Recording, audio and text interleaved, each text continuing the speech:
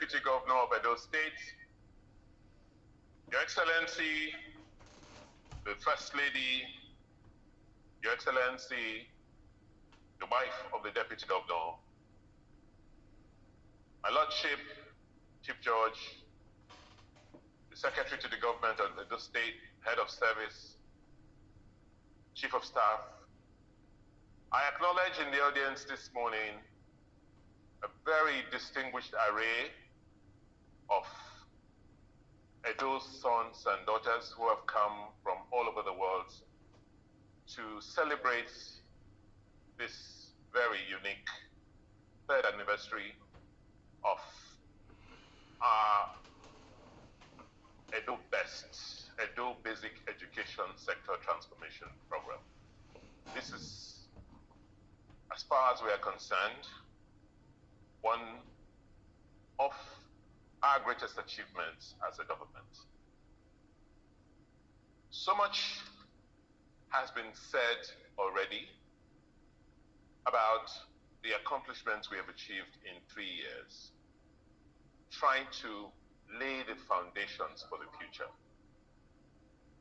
We're very, very happy that our modest efforts have received so much recognition, both locally and globally. But this has been made possible not only by the grace of God Almighty, but by Him giving us people who believe in our dreams, who believe in what we believe in. I don't see how EdoBEST would have been possible if we didn't have someone like Dr. Joan Obiawe.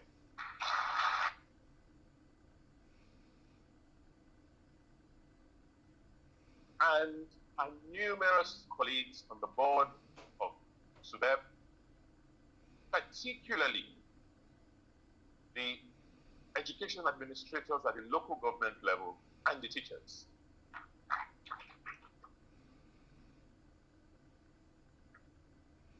Initially, it was a struggle.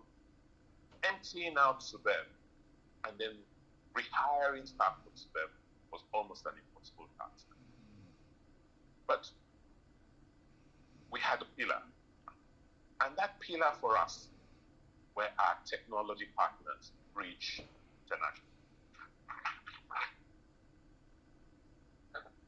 For us, it's quite significant that on its own, we may not be able to undertake the changes and transformation we want. But as a country, we must now understand that our future lies in partnering, in partnerships between the public sector and the private sector. As far as we are concerned in Edo State, there is only one sector, the Nigerian sector.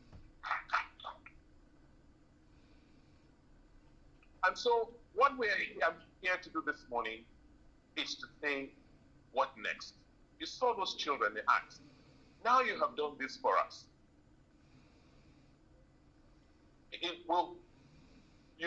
From primary 1 to primary 6, you've helped us rebuild confidence. We're now learning. We now have knowledge. We can do things ourselves.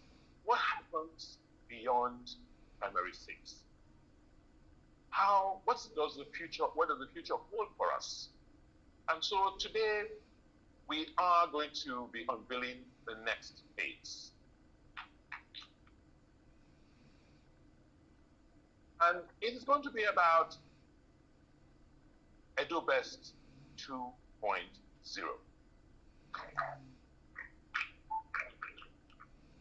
And what are the objectives?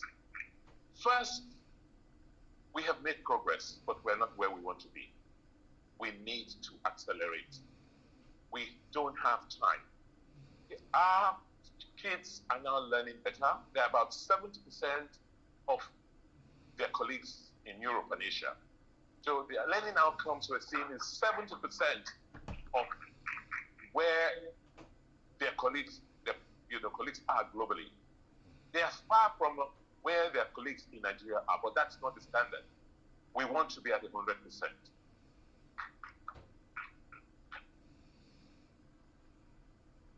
Like I said, we want to extend this transformation throughout the entire educational chain, not only in the basic school system, but also in the middle school, in the technical colleges, and in the tertiary institutions. And lastly, people keep asking this question. After 2024, when you leave office, what happens? Are we going to go back? By the grace of God, no. Because we are going to make sure that this transformation is implanted. I barely do much. Yes, I have a computer in my office.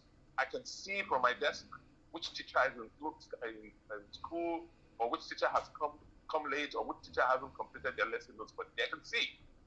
But I don't need to look at it because there are other people in the system who have already taken ownership. The teachers themselves have taken ownership. The local education officers have taken ownership.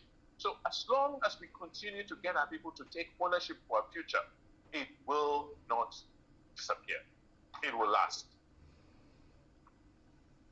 So what does EdoBEST 2.0 mean? It means that we're going to use the same framework which we used for EdoBEST 1.0 and work with this framework.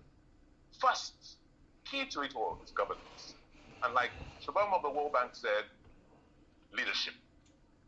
Once the leadership is there across every level, then you're likely to have consistent following.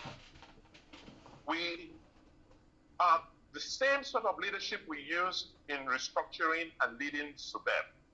Is a same type of leadership will move on to the technical colleges and our senior schools. As you all realize, we have a major challenge with our educational system in Nigeria. Because when most of us who are above 40 went to school, it was a 6-6-4 system. Now it's a 9-3-4 system. At one point in time, it was a 6-3-3-4 system. So we've gone through all these iterations of systems, but we've now settled, and it's under the law, that we run a 9-3-4 educational system. First 9 years of learning is basic, which means primary 1 to primary 6, JSS 1 to JSS 3 is basic education. It should be free and compulsory. At basic 3, there is the bifurcation.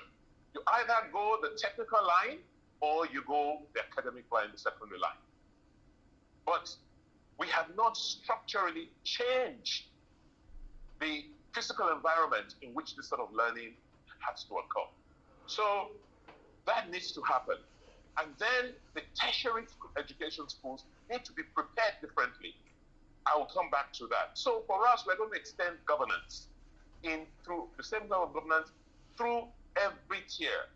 For basic education, what we're going to do is extend what we have done now. All our middle schools, all our GSS schools now come under SUBEB.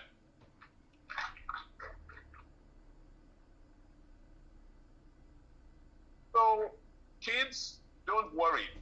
When you finish from primary 6, you automatically go on to your junior school and you'll find the same set of teachers, the same chairs, the same standards, the same character boards. Everything will be in your junior school.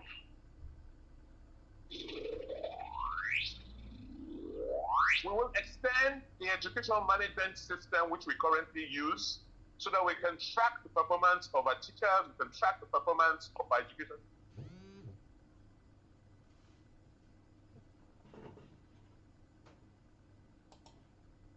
This is the commercial.